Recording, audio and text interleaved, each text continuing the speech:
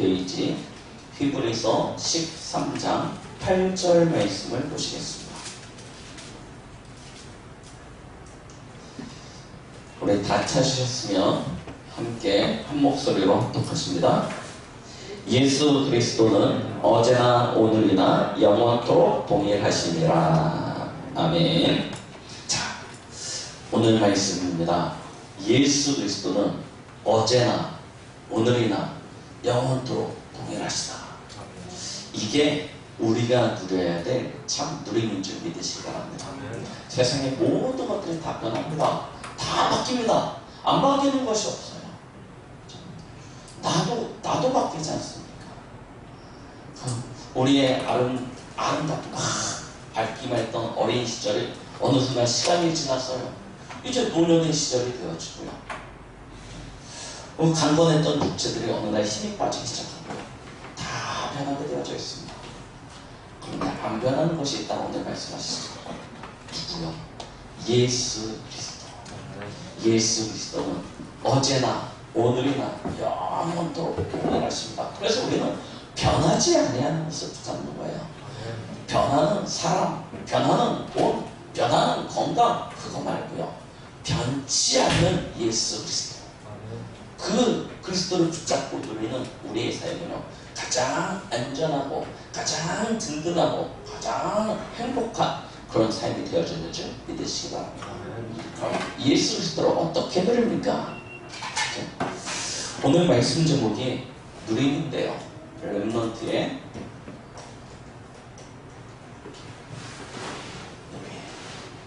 히브리서 13장 8절 말씀이죠. 우리 지난주 말씀을 기억해 볼 필요가 있습니다. 렘넌트의 누림, 어제나 오늘이나 영원하신 그리스도를 어떻게 누리냐? 우리 지난주 2부 메시지 말씀이 무엇이었냐면 갈라디아 2장 20절. 이게 저와 여러분들의 방법이라고 말씀하셨습니다. 어떤 방법입니까? 내가 사는 것이 아니요 내 안에 계신 그리스도가 사는 것이라. 그리스도가 사는 것이 방법입니다. 그것이 나의 누림이 되어져야 되는 것이죠. 그러면 방법이 되고 누림이 되어지려면요, 뭐가 되어져야 되죠? 아프리카에 가면요, 우리 수연이도 다녀와 봤는데 빈민가들이 있습니다. 나이로비 주위에 빈민가들이 막 이제 시골에서 도시로 나이로비로 막 사람들이 몰려오니까 나이로비 도심지 안으로 들어가지 못하고 너무 비싸요.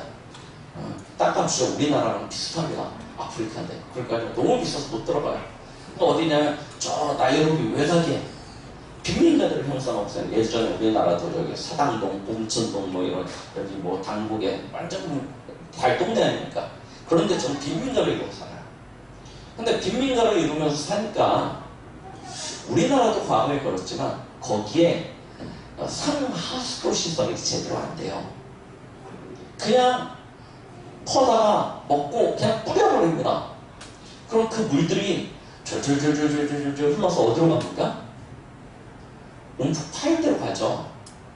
온풍 파이대로 거기로 몰리기 시작합니다. 그 물들이요. 몰려요. 이렇게 가서 보면요, 이렇게 지나가면서 마을교회 딱 들어보면요, 큰 연못이 있어요. 거기에요, 막 이 연꽃 이렇게 쫙 있습니다. 풀들도 피고 있어서 딱 보기에는 굉장히 예뻐요. 그런데 그게 뭐예요?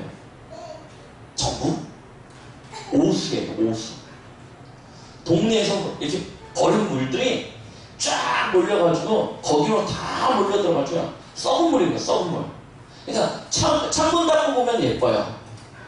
창문 열고 보면 어떻게 돼요? 썩은 데가 진동을 하는 거예요. 그냥 사람들은 아무 생각 없이 버립니다. 그냥 아무도 거기까지 생각을 하지 않았을 거예요. 그냥 물 떠다가 쓰고 버릴 데 없으니까, 뭐 특별한 하수도가 없으니까 길거리에다 축축 버린다. 왜 그게 흘러서 쌓였는데 뭐가 되냐면 썩은 물 웅덩이를 넘어서 이제 연못이 되더라고요. 깜짝 모시고 버렸습니다. 우리의 삶도 그래요. 우리는 그냥 일상이라고 아무런 의미 없이 의식 없이 살아가는, 그러면서 행동하는 행동들이 하나하나 쌓입니다. 차곡차곡 쌓여서요 어딘가에 담겨요. 그게 우리의 삶의 어떤 모습이 되어진다니까요. 아픈 거 그냥 아픕니까? 그렇지 않습니다. 아플 수밖에 없는 상태가 쌓여져 오다가 어느 날 증상으로 나타나는 거예요. 연약한 부분에 터지는 거예요. 그래서 질병이 되어집니다. 질환이 되어집니다. 우리가 부자가 된다, 가난하다, 이게 어느 날 되어지는 것 같습니까? 그렇지 않습니다. 무언가 쌓여온 결과가 나의 수입과 지출, 여기에 대한 어떤 모습을 만들어낸다니까요.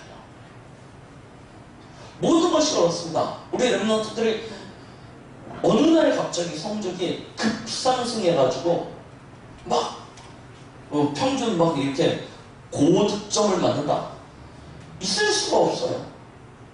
그죠? 하나하나 쌓여와가지고 어느 날 나타나지는 거예요. 시험의 결과로 나타나지는 것이죠. 다 뭐죠? 쌓인다니까요. 다 쌓입니다. 우리의 성격, 우리의 말, 행동, 그냥 어느 날이 아니에요. 하나하나 쌓여와요. 그게 무시할 수 없다니까요. 저는 서울 토박입니다. 출생지가 서울이고 물론 서울에서 안 자랐지만 이 수도권 일대를 벗어나 본 적이 별로 없어요. 그래서 늘 그냥 서울 말투, 서울 사람들이 하는 삶의 어떤 생각이나 행동들이 당연하죠. 군대를 갔는데요. 군대를 딱 갔는데 서울 사람이 저밖에 없어요. 다 전라도, 경상도. 근데 전라도 사람들이 많은 거예요. 고참들 중에. 거기에 그냥 뒤섞여서 살았거든요. 휴가를 나왔는데 말투가 바뀌어요. 이거 서울 말도 아니고 전라도 말도 아닌 이상한 말이 나오는 거예요. 저는 모르죠. 왜냐면 그렇게 살았으니까 그 군대에서. 근데 휴가를 나왔는데 말투가 바뀌었다고 막 그러는 거예요. 왜 그런가 했더니 이 주위의 환경이 그러니까요. 거기서 어울려서 살다 보니까 그렇게 된다니까요. 자, 뭘 이야기하려고 합니까? 우리의 삶이요, 그냥 어느 순간 누린 거다. 내 인생의 주인이 그리스도가 되셔서 내가 사는 것이 아니라 내 안에 계신 그리스도가 사는 것이다. 이게 어느 날 갑자기 되겠습니까? 한번 해봐야지 한다고 되겠습니까? 그게 안 돼요. 매일의 삶이 누적되어져 오는 결과로 나타난다니까요. 그게 신앙생활 아닙니까? 근데 우리도 알지 못하는 사이에 우리에게 무엇이 각인 뿌리 체질되어져 있냐면 이 복음보다 내 생각이 앞서요. 말씀보다 내 계획이 앞서요. 하나님의 그 뜻보다 나의 일이 우선시 되어지는 것이 앞장서 있는 거예요. 그게 내 과거의 삶에 누적된 결과라니까요. 이걸 어느 날 한번 해보자. 이제부터 해봐야지. 그게 갑자기 그렇게 된다. 그게 오히려 이상한 거예요. 어느 날 갑자기 그게 바뀌어졌다. 그거는요, 진짜 말 그대로요, 저 귀신 들리는 사람이나 가능하다니까요. 그렇게 되어질 수가 없습니다. 그래서 날마다 나를 조금씩 바꿔가는 그런 과정들이 있어야 되는 거예요. 그 과정을 지난주에는 뭐로 설명드렸습니까? 1부 때 묵상해요. 하나님의 것으로 나를 맞추는 거예요. 하나님의 것이 나의 것이 되고 내 것이 사라지고 하나님의 것으로 내 안에 가득하여지는 것, 그것을 찾아내는 시간, 그것을 누리는 시간, 그 시간이 무엇이냐? 묵상이요. 그래서 저와 여러분에게는 이 묵상의 시간이 반드시 있어야 되는 것입니다. 자, 그러면 이 묵상을 통해서 우리가 누림을 가져야 되는데요. 자, 누린다 했을 때 여러분들은 무슨 생각을 하십니까? 누린다. 내 마음대로 하는 것이 누림입니까? 대부분의 사람들이 그렇게 생각해요. 누린다라고 했을 땐 내 마음대로 하는 것. 그런데요, 진짜 누림은 내 마음대로 하는 것이 아닙니다. 누린다는 것에는 무엇이 있냐면요, 권리가 있는 만큼 의무도 같이 있는 것입니다. 그냥 무조건 그냥 프리하게 그냥 내가 하고 싶은 대로, 그거는 누림이 아니고 방종이에요. 누림은요, 내 마음대로가 아닙니다. 분명한 어떤 규칙들이 있어요. 자, 그러면 우리의 누림의 시작은 무엇이겠습니까? 하나님의 자녀니까 마음대로 해야 된다? 그거 아니라니까요. 그럼 시작이 있죠. 시작이 무엇입니까? 사실은 믿음입니다. 우리의 누림은 그 근거가 있어요. 그 근거가 뭐냐면 믿음이에요. 믿음이 없는 누림은요, 방종이 되는 것입니다. 그럼 믿음이 무엇입니까? 히브리서 11장 1절 2절에 말씀하시죠. 믿음은 바라는 것들의 실상이요 보이지 않는 것들의 증거라고 말씀하셨습니다. 그래서 히브리서 11장 6절에 보니까요, 하나님께 나아가는 자는 반드시 그가 계신 것과 그가 자기를 찾는 이에게 상 주시는 이심을 믿어야 할지니라 라고 이야기하죠.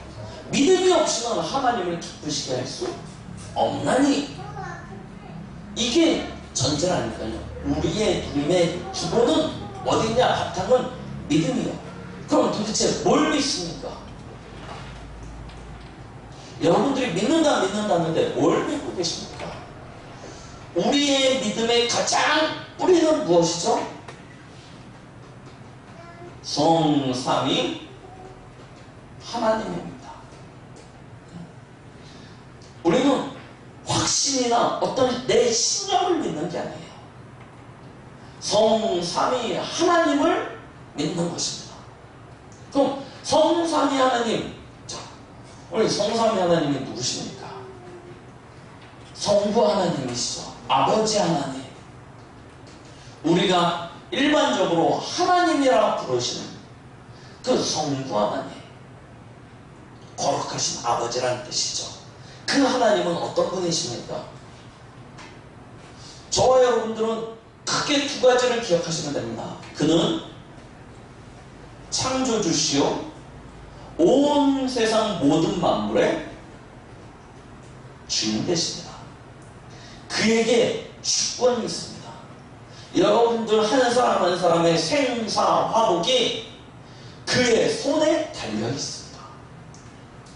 오늘 우리가 찬양을 통해서 하나님께 고백했듯이 모든 만물이 움직여지는 그 법칙이 하나님의 손에 있습니다.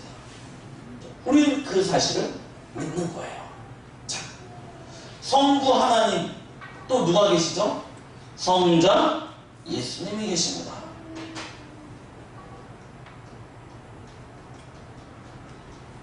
자, 하나님의 아들이신 예수님, 그분은 그럼 누구십니까?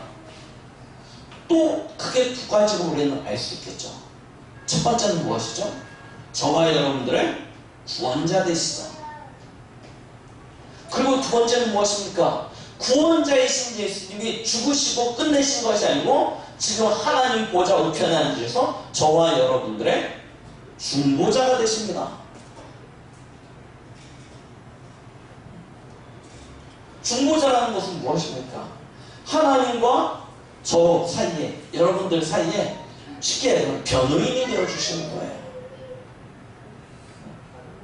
그래서 자신의 피를 근거로 해서 우리의 죄 없음을 성자 예수님이 변호해 주시는 것입니다.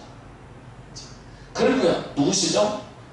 하나님의 영신 성령이 있죠. 성령 하나님이 계십니다. 성령 하나님은 어떤 분이십니까? 또한 두 가지로 기억하시면 됩니다.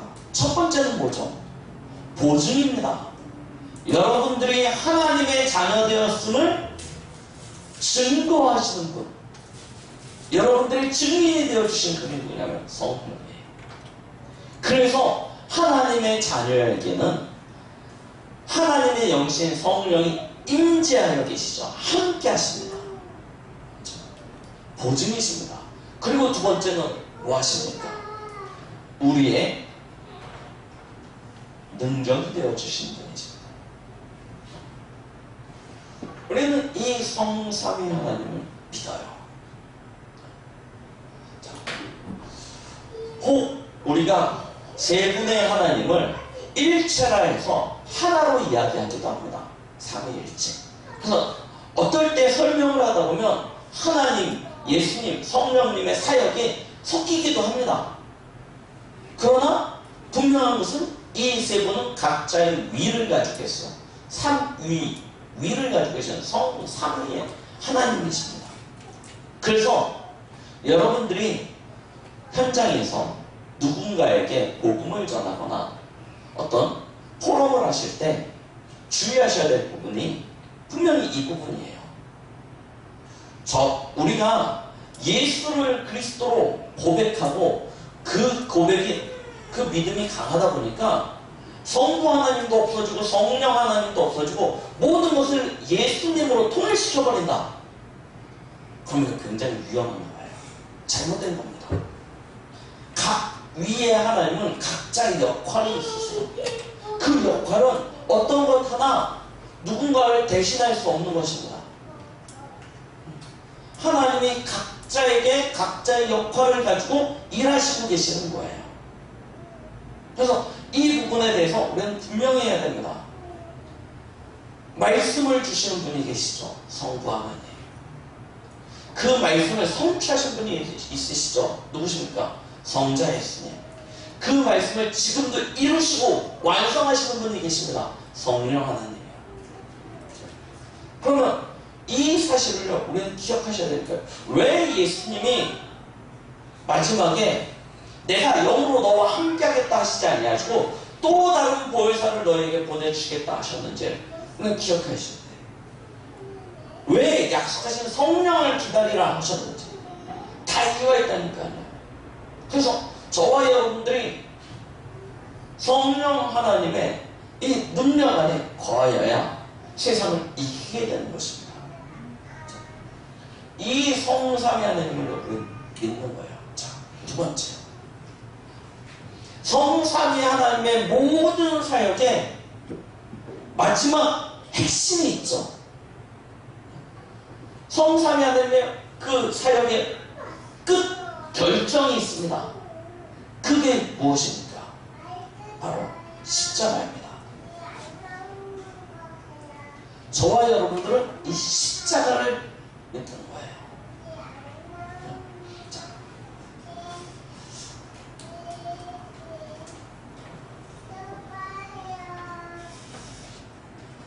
하나님의 계획이 무엇입니까?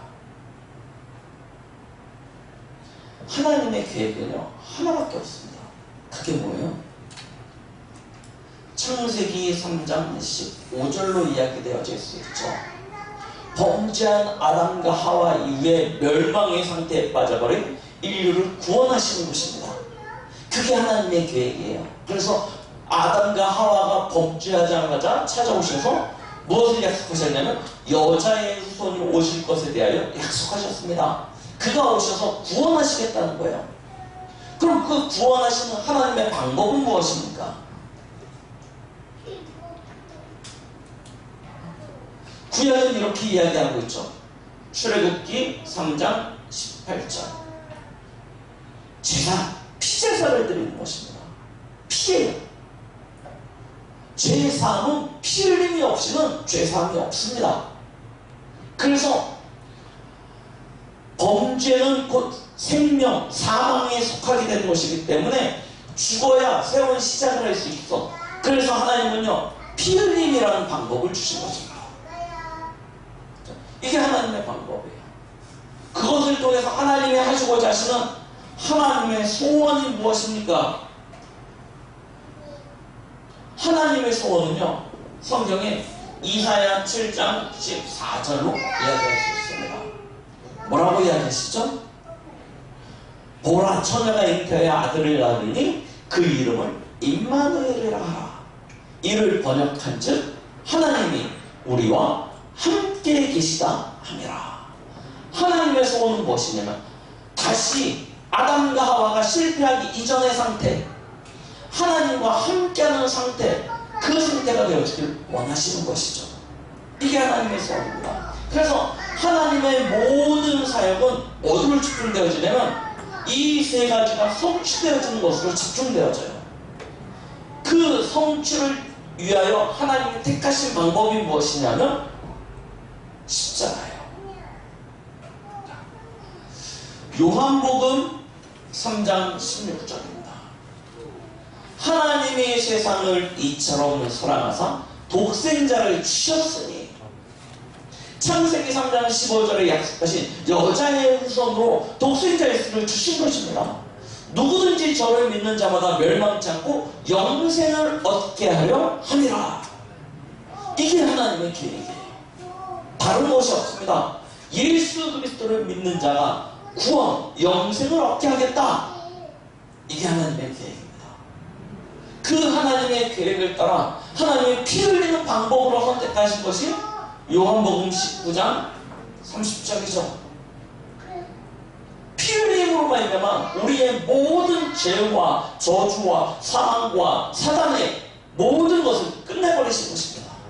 예수 그리스도의 십자가 피 흘림으로. 이게 하나님의 방법이에요. 하나님은 그래서 저와 여러분들과 뭐 하세요?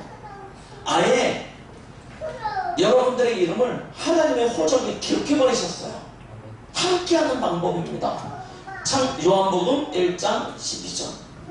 영접하는 자 곧 그 이름을 믿는 자들에게 하나님의 자녀가 되는 권세를 주셔버린 겁니다. 하나님의 소원대로 하나님이 이와 같이 일하셨죠. 그래서 전도자 바울이 고백했듯이 성경의 가장 중요한 핵심은 무엇이냐면 십자가 곧 예수 그리스도입니다. 그러니까 예수가 그리스도 되신과 십자가 외에는 알지 않기로 작정을 했다. 전도자 바울은 그렇게 이야기하죠. 우리의 믿음은 이것입니다. 십자가 곧 예수 그리스도. 이게 우리의 믿음이에요. 그리고 무엇입니까? 우리의 믿음이에요. 십자가 이후의 사건이죠. 하나님이 우리에게 보좌의 축복으로 역사하시는 것입니다. 이걸 저와 여러분들은 누리는 거예요. 히브리서 12장 22절로 24절. 하나님의 나라가 있습니다. 그 나라의 보좌에 하나님이 좌정하여 계시고 그 우편에 그리스도께서 계십니다. 그 발 아래 천만 천사가 무릎 꿇고 있습니다. 주의 택한 성도들이 그곳에서 하나님 앞에 영광 돌리고 있는 것이 하나님의 나라입니다. 이것은 허상이 아니고요, 실상입니다. 하나님의 나라요. 그런데 그 하나님의 나라에 빌립보서 3장 20절, 저와 여러분들의 시민권이 있어요. 이게 우리의 믿음의 내용이라니까요. 우리의 믿음의 내용이 무엇이냐면 우리의 신권이 하늘에 있는지라. 이 땅에 사는 날 동안에 하나님과 함께하는 이 축복을 누리다가 우리의 마지막에는 어디로 가요? 하나님의 나라로 가는 것입니다. 그래서 이 확신을 가진 신자들은요, 죽음도 두려워하지 않아요. 네? 이 땅에 사는 것보다 영원한 하나님의 나라에 거기서 하나님과 함께하는 것이 행복하다는 사실을 믿기 때문에, 그것을 누리기 때문에 죽음도 두려워하지 않습니다. 그래서 총이나 칼이나 어떤 것으로 기독교를 핍박한다 할지라도 기독교는요 거기에 굴복하지 않아요. 왜냐? 죽음 이후에 더 아름다운, 더 좋은 것이 있다는 사실을 믿으니까요. 그 확신이 있으니까요. 이게 우리의 믿음이라니까요. 이 땅에 사는 날 동안에 보호자의 축복을 누리다가 죽어서는 영원한 하나님의 나라에서 하나님과 함께하는 그런 삶이에요. 거기에 하나님은 저와 여러분들을 위하여 하늘군대를 동원하셨어요. 하나님 나라의 배경을 가지고 도우시는 것 아닙니까? 이게 우리의 믿음이에요. 우리는 이 땅에 살지만 세상에 이 땅에 속한 자가 아니라 하나님 나라에 속한 자입니다. 하나님 나라의 배경을 가진 거예요. 그러니 세상에 그 누가 저와 여러분들을, 교회를 이길 수 있겠습니까? 아무도 이기지 못해요. 그 사실을 믿음으로 살아가는 것이죠. 어떻게 해요? 이 하나님의 약속은 어제나 오늘이나 영원토록 변함없는 것이기 때문에요.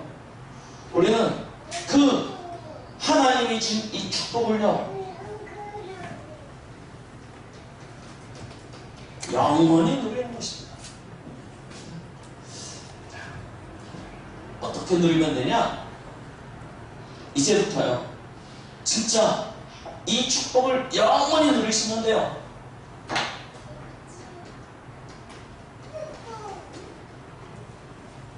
지금 이 순간 누리는 것, 그것이 있습니다. 그게 무엇이냐면요, 여러분 진짜 이 사실을 가지고 누리시기 바랍니다. 그리스도께서 십자가에서 다 끝내셨다, 이걸요 지금 누리셔요. 그렇죠? 다 끝났다, 이걸 누리는 거예요. 자, 두 번째 무엇을 누립니까? 하나님이 하나님의 자녀된 신분과 권세를 우리에게 함께 주셨습니다.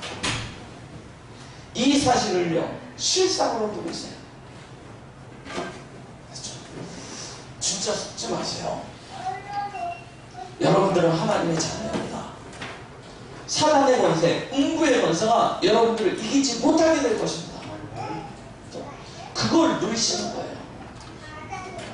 신분과 권세. 자, 그리고요 뭘 누리시자? 하나님이 우리에게 주신 보호자 있지 않습니까? 무슨 얘기냐? 이 이야기, 이 하나님이 우리에게 주신 믿음의 내용을 지금 누리시라는 거예요. 완전 이 사실을요 나를요 집중시켜버리세요. 눈에 보이는 거에 속지 마시고요, 현실에 속지 마시고요, 내 상태 거기에 속지 마시고요, 이거 다 붙잡으시고 누리시는 거예요. 다 끝났다. 전에도 말씀드렸던 것 같은데 우리가 얼마나 이게 생각이 틀렸냐면요, 많은 사람들이 요즘 잠을 못 자는 시대입니다. 불면증 시대예요. 잠을 못 자는 사람들이 참 많아요. 그래서 생각이 뭐냐면 내가 잠을 못 자기 때문에 문제다, 이걸 치유받아야 된다 라는 생각이요 완전히 잡혀져 있어요. 근데요 거꾸로 생각하면 굳이 자야 됩니까? 하나님이 나에게 24시간을 주셨는데 남들이 쏘지 못하는 8시간을 내게 활용하게 해주셨다니까요. 그거 맞는 얘기예요. 내가 못 잔다, 못 자는 건 똑같다니까요. 근데 못 잔다, 눌리는 것입니까? 아니면 남들이 쓰지 못하는 8시간을 하나님이 내게 더 쓰게 만드셨어요. 그러면 무엇이 됩니까? 이건 누림이 되는 거 아닙니까? 생각만 바꾸면 되는 거예요. 근데 왜 못 바꾸냐? 예수 그리스도가 다 끝내셨다. 이걸 못 누리는 거예요. 여전히 문제다라고 생각하는 거죠. 하나님이 끝내셨다. 그리스도로 끝내셨다. 그러면요, 불면증이요, 아무 문제 안 됩니다. 공황장애요, 막 두렵지 않습니까? 그게 문제다 생각하면 눌린다니까요. 근데 하나님이 내게 다른 감각을 주셨어요. 다른 감각을 주셔가지고 나로 하여금 남들보다 많은 것들에 있어서 주의할 수 있게끔 만드신 것입니다. 그렇게 생각하면요, 누림이 아니고 눌림이 아니고 누림이 되는 거예요. 맞죠? 진짜요, 조금만 우리의 생각과 마음이 바뀌면요, 우리는요 모든 것을 누릴 수 있게 되는 것입니다. 자, 두 번째로, 지금 이 시간 누려야 되는 것이 있고 계속 누려야 되는 것이 있습니다.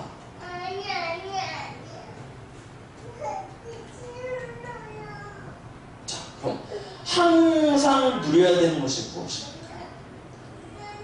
여러분들은 절대 속지 마세요. 뭘 봐도 하나님이 우리에게 주신 언약을 가지고, 말씀을 가지고 미리 보세요. 아셨죠? 여러분들 앞에 있는 그 일들을 여러분들의 생각으로 해석하시지 마시고요, 말씀, 언약을 가지고 미리 보세요. 그리고 뭐 하시냐면 그 속에서 하나님의 것을 찾아서 비전으로 미리 가지시면 돼요.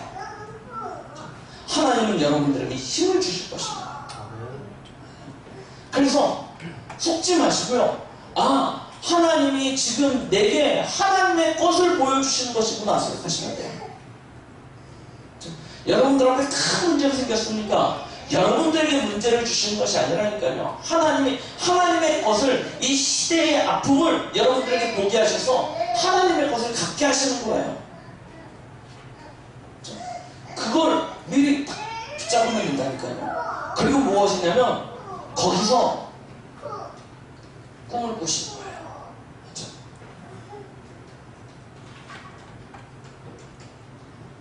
장래 되어질 일 아닙니까? 하나님이 보여주셨다는 건 장래 되어질 것입니다. 그럼 그걸 미리 누리시는 거예요. 오늘의 응답으로, 오늘의 축복으로요. 아까 말씀드렸죠. 매일매일이 쌓인다니까요. 그게 어떤 열매를 맺게 되어지게 되어 있습니다. 생각을 바꾸고 하나님의 것을 찾아서 갖고 그것으로 누리기 시작하죠. 하나님이 주시는 열매가 맺혀지게 되어 있습니다. 그래서 꿈꾸는 거예요. 여러분들 앞에 놓여진 모든 문제, 갈등, 고난, 그걸 가지고 하나님이 주시는 꿈을 꾸고 그걸 미리 참도 누리세요. 그걸 누리는데 진짜 내게 능력이 있어야 되잖아요. 그 능력은 어디서 옵니까? 하나님께로 오는 거잖아요. 그래서 이미지입니다. 하나님은 하나님이 주시는 그 하나님의 위에서부터 부어주시는 것으로 말미암아 우리를 승리케 하실 것입니다. 그걸 가지고 미리 정복하는 거예요. 무슨 얘기냐? 쉽게 얘기하면, 이렇게 얘기하면 잘 어렵죠. 흐름을 바꾸세요. 여러분들의 삶의 흐름을요 바꿔보세요. 어떻게 바꾸냐? 말씀 중심으로, 은혜 중심으로, 기도 중심으로 흐름을요 쭉 바꿔가보세요. 그러면요 하나님이 여러분들에게 절대 불가능한 것 같은 그것을 절대로 가능으로 바꿔버리는 그런 힘을 주신다니까. 그러면 그걸 가지고 뭐 하세요? 작품 만드시면 돼요. 어떻게 해요? 작품을 어느 날 갑자기 탁 한다고 작품이 만들어지는 게 아니라니까요. 매일매일 쌓이는 거라니까요. 그래서 뭐 하냐? 미리 성취하는 것입니다.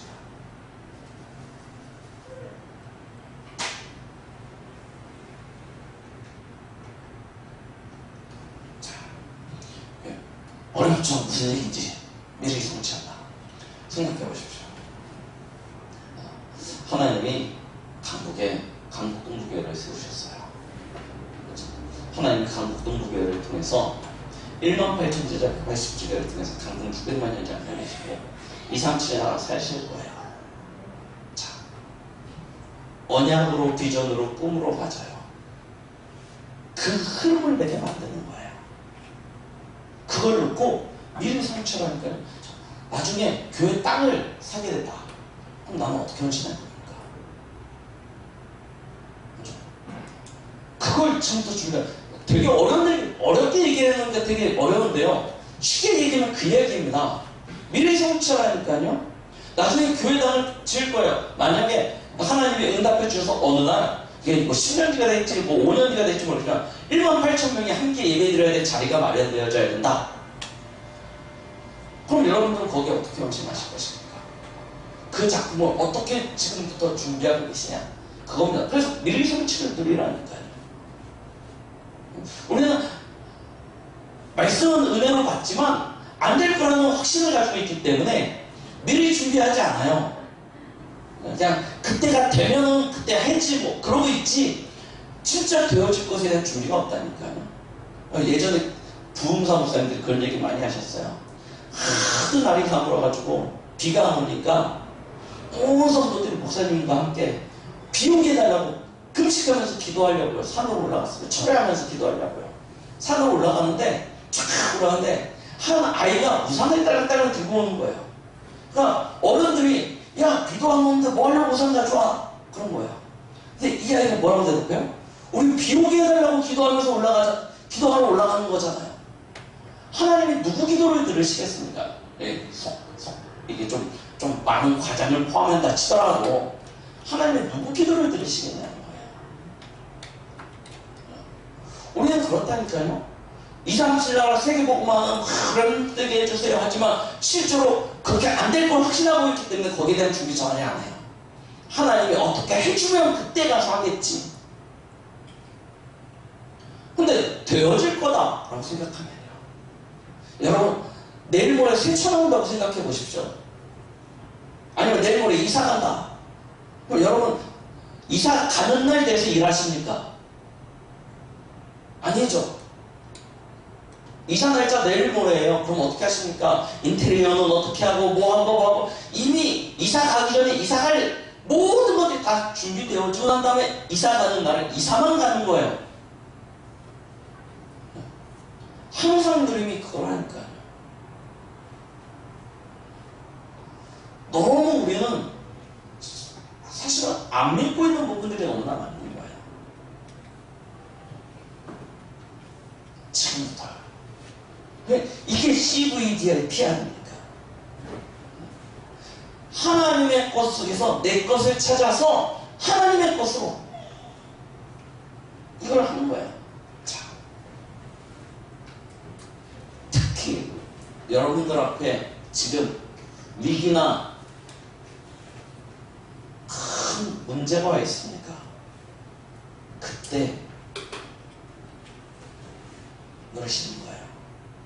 렘넌트를 보면 히브리서 11장의 인물들, 믿음의 우리 앞에 선 선진들 다 위기나 문제 앞에서 이걸 드렸습니다. 우리도 마찬가지예요. 한 개만 기억하시면 됩니다. 문제가 위기가 아니고 하나님의 응답이요 기회라는 사실입니다. 그래서 뭐 하시면 되냐면 갱신하시면 돼요.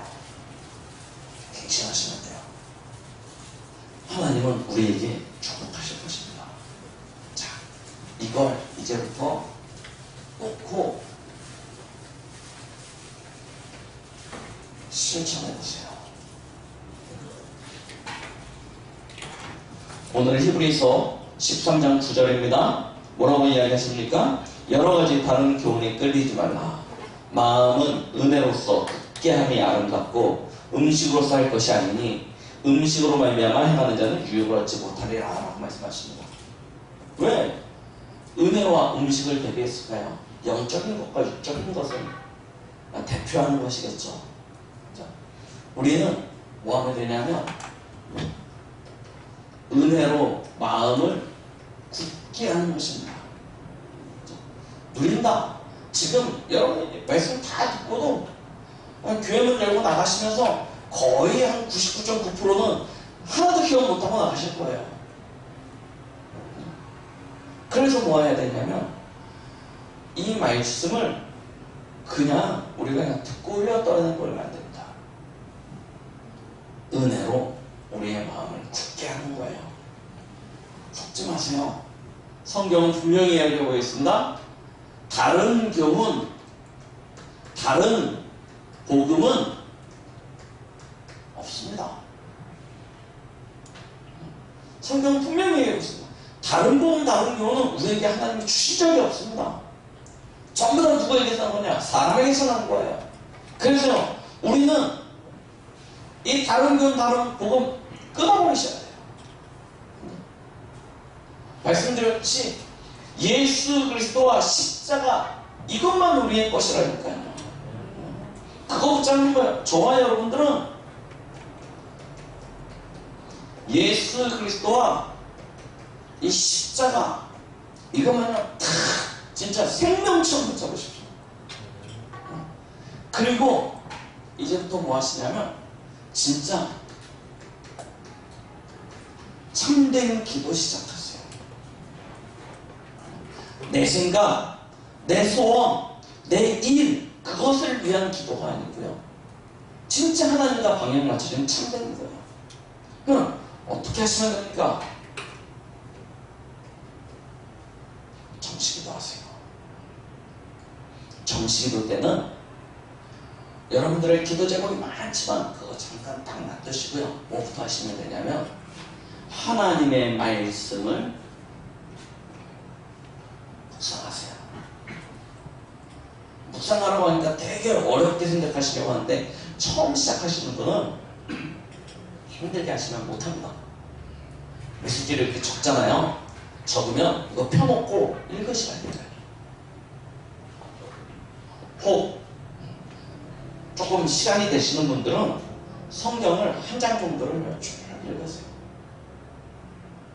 읽고 거기서 하나님이 나한테 지금 뭐라고 하시나 이렇게 찾아보세요.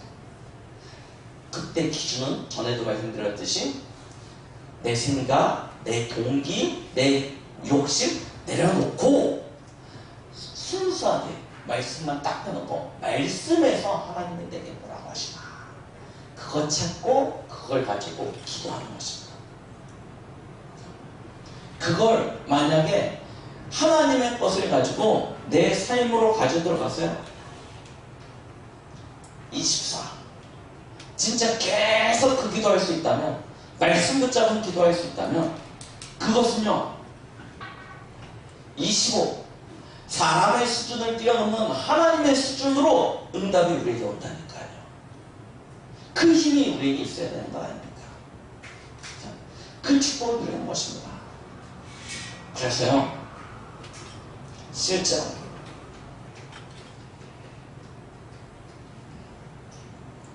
참 어렵습니다. 해보려고 해도 만만치 않을 겁니다. 혼자서 도전을 해도 해봐야지 했다가 어느 순간에는 또 잊어버리고 해봐야지 했다가 또 까먹고 안 되고 어느 순간 되면 내 얘기만 하는 거야. 신세 한탄하듯이 내 얘기만 주저리 하는데 이게 기도인지 신세 한탄하고 있는 건지 모르게 그러고 있다니까요. 그래서요, 어떻게 하시면 되냐면 여러분들은요, 예배 축복을 하세요. 요즘은 모이기를 피하는 시대입니다. 코로나 때문에 교회를 못 온다 이 이야기가 아니에요. 대부분의 성도들이 썬데이 크리스천으로 끝나버려요. 주일날만 예배 드리는 날이고 주일날만 그 하나님 앞에 영적 생활하는 날로 하고 나머지는요 그냥 세상에서 내가 주인 되어져서 살아가는 경우가 너무나 많습니다. 예배를 활용을 잘하세요. 내 은혜 중심으로 말씀 중심으로 살겠다 라고 생각되시는 분들은 우리 랩런트들도 마찬가지예요. 예배 중심입니다.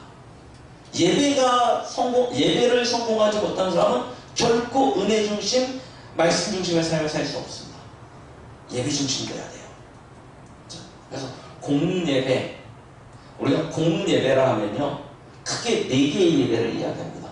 우리가 주일 예배만 공예배라고 생각하시는데, 주일 오전 예배, 오후 예배, 수요일 예배, 금요기도 이게 교회의 공예배예요. 이 공예배, 이거에 성공하실 수 있는 비밀이 있어야 되고요. 매일은 새벽을 통해서 하나님 앞에 새벽 예배로 은혜 받는 그런 삶이 되어져야 됩니다.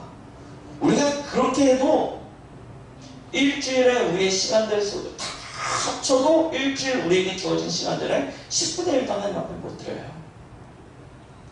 진짜요. 예배자로요. 하나님 앞에 서는 것입니다.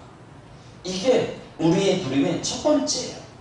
자, 두 번째 무엇입니까? 진짜 은혜 중심으로 마음을 굳세게 하고 싶으십니까? 그러면요, 가장 주의해야 되실 것이 뭐냐면 만남입니다. 누구랑 만나느냐예요. 우리는 의외로요, 심지도 약하고요, 그리고 귀도 굉장히 얇아요.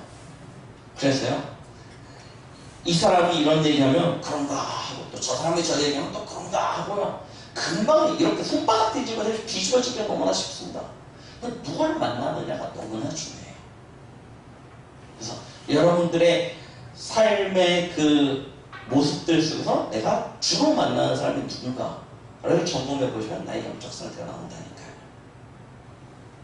만남에 대해서 굉장히 여러분들은 철저하게 구별하셔야 됩니다. 그럼 아무도 만나지 말고 교회 사람들만 그 얘기 아니에요. 우리 전도가 설교해야 되는데 어떻게 아무도 안 만납니까? 그런데 내 삶의 만남을 굉장히 소중하게 여기셔야 됩니다. 자, 그리고요, 뭐하냐? 진짜 여러분들이 일할 때요,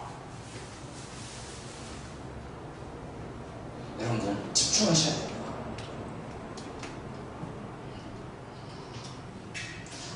일이라고 하니까 이제 우리 랩런트들은 상관없다. 난 직장 간다는 우리 랩런트들을 하고, 우리 가정, 우리 주부로서 가사의 일을 하지 않습니까? 또 직장, 사업, 여러 가지 일들을 합니다. 그 일들을 할 때 우리의 마음의 생각이 너무나 쉽게 분산되어져요. 분산되어져가지고 막 일에 치입니다. 일 속에서 누림이 안 되고 치여요. 그래서 일할 때가 굉장히 중요합니다. 그때 뭐 할 수 있어야 되냐면 집중할 수 있는 비밀이 있어야 돼요. 이거는요, 많은 시행착오 속에서 만들어집니다. 그냥 갑자기 내가 집중해야지 한다고 집중이 되어지지 않아요. 많은 시행착오가 있어야 되더라고요. 어떤 일을, 모든 일을 하지만 그러나 하나를 딱 집중하면서 할 수 있는 이 힘이 필요한 거예요. 이거 어렵냐? 뭐만 생기면 되냐면요, 내게 노하우만 생기면요, 그냥 누구든지 할 수 있습니다. 그런데 이게 안 해본 사람들은요, 굉장히 어렵게 느껴져요. 밥도 먹고 차도 마시고 뭐 업무도 보고 다 하는 일들 속에서 내가 이 축복을 누린다. 이게 굉장히 어려운 것 같지만 굉장히 쉬운 얘기가 되어져요.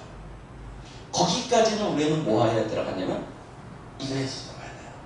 마음을 굳게 하고 계속 기도 속에서 하나님이 주시는 것들을 찾아가는 것이죠. 자, 한 가지 딱 이제 마무리 하겠습니다. 시간이 많이 돼서. 누림입니다. 누림의 키워드는 어디냐? 믿음이라고 했습니다. 그 믿음을 가지고 우리가 당장 지금부터 도전해야 되는 것이 있습니다. 그게 뭐라고요? 생각을 바꾸십시오. 진짜 생각을 빨리 바꾸세요. 문제 속에, 상처 속에 잡혀있지 마십시오. 그리스도께서 끝내셨습니다. 그거는 딱 기억하시면 돼요. 그리고 당장 이 축복으로 들어가세요. 해야죠. 문제다, 문제 아닙니다. 갈등이다. 갈등은 된다. 기회입니다. 하나님께서 여러분들을 통해서 지금 이 시대와 앞으로 올 후대의 아픔을 미리 보여주고 계시는 것입니다. 그걸 통해서 여러분들을 통해서 하나님께서 하나님의 뜻을 이루실 것입니다. 그 은혜와 축복을 누리는 복된 한 주간이 되시길 예수 그리스도의 이름으로 축원드리겠습니다. 기도합니다. 하나님 아버지 감사드립니다. 오늘도 우리에게 말씀 주시면 감사드립니다. 주신 말씀을 마음에 담고 현장으로 나아갈 우리 모든 성도들에게 이 언약이 누림이 되어질 수 있는 축복의 날들이 되게 하여 주시옵소서. 예수 그리스도의 이름으로 기도드렸습니다. 아멘.